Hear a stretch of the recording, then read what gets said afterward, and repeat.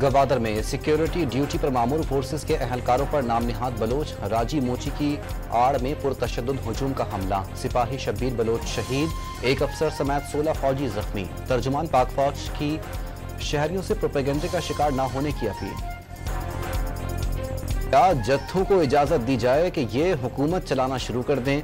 इनको सियासत करने के लिए लाशें चाहिए। वजीर आला बलूचिस्तान सरफराज बुगटी का बलूचिस्तान असम्बली में इजहार ख्याल वाज़ेह कर दिया। मुज़ाकरात के ख्वाहिशमंदों से हुकूमत बातचीत के लिए तैयार, मगर कत्लो गारत की इजाजत नहीं दी जाएगी।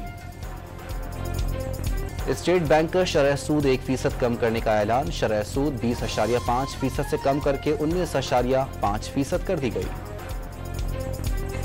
पाकिस्तान की तवील मुद्दती गैर मुल्की करेंसी की रेटिंग बेहतर हो गई। फिच ने पाकिस्तान की रेटिंग CCC से बढ़ाकर CCC+ कर दी।